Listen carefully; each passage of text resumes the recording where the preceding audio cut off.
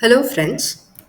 In this video, I'm going to talk to you about Milliken and Harvey's oil drop experiment. So this experiment is basically used to find out the charge on an electron and was carried out in the year 1913. The experimental setup comprises of a chamber with two inlets. The first one is called the atomizer. The atomizer's job is to basically spray this oil into the chamber as very minute particles. And the second one is where a microscope is fixed. So, this is to view these very tiny microscopic oil droplets that move within this chamber. Now, this entire setup is subjected to X rays. So, when the oil droplets enter into the chamber and are exposed to X rays, they get ionized. What is the meaning of getting ionized? So, if there is an atom, it comprises of a positive nucleus with electrons in its shells. Suppose it is subjected to some rays which have energy that is high enough to knock off these electrons.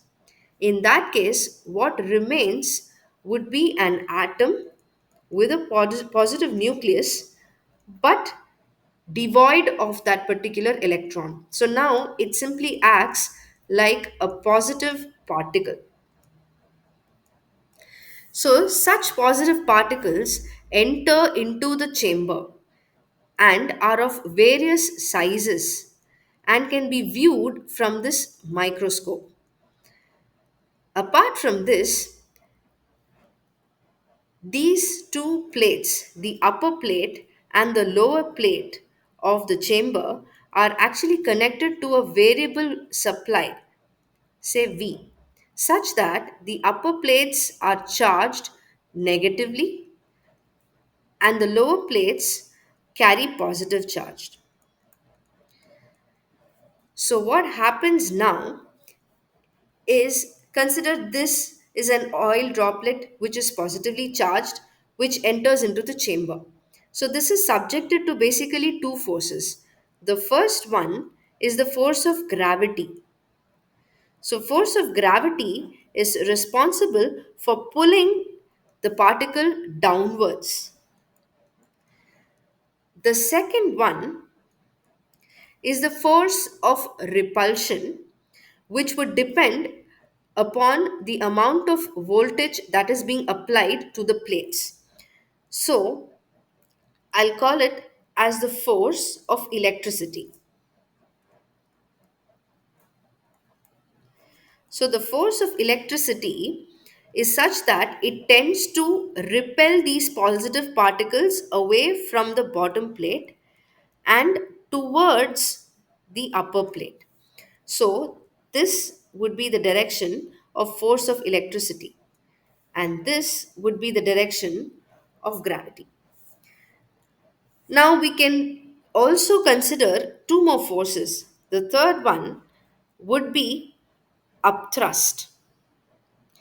That would be because of the medium which is present within this chamber.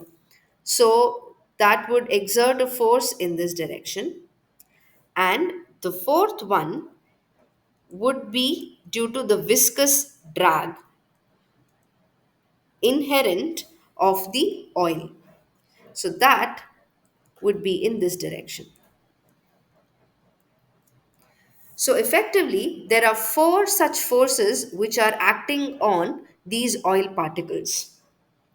Now we'll break up the entire thing into three scenarios such that we can classify them depending upon the amount of voltage that is being applied. So, in the first case, Say epsilon is greater than G because the applied voltage is very high.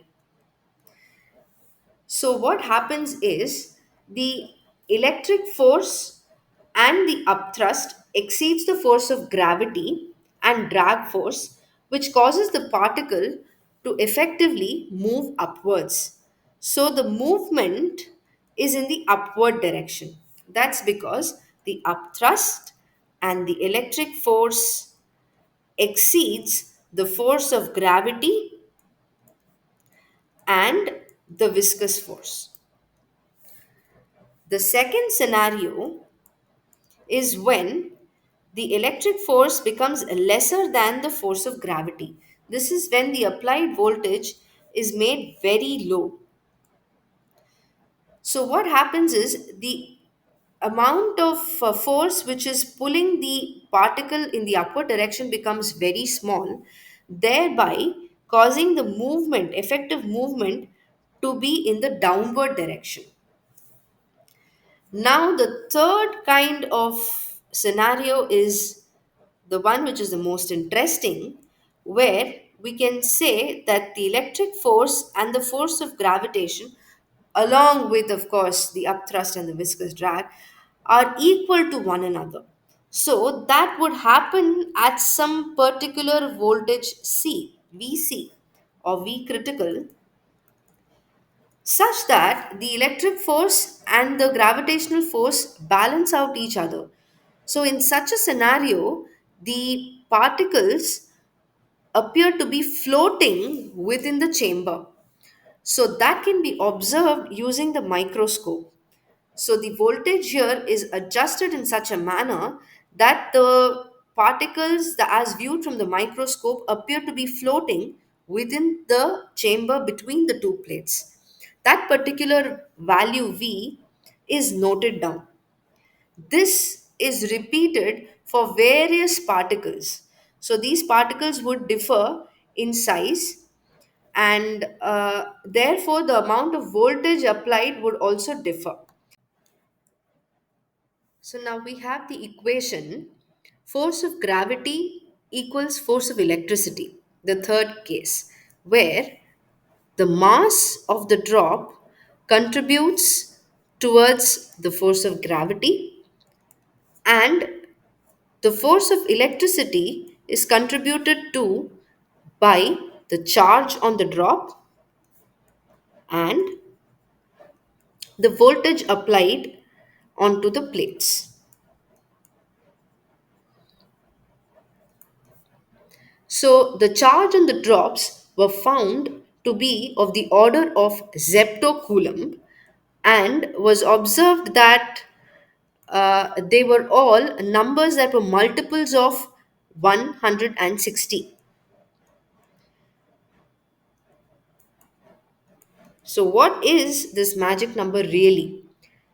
So, this meant that if one electron was knocked off from the uh, atom, then the charge on that positively charged particle appeared to be 160 zeptocoulomb.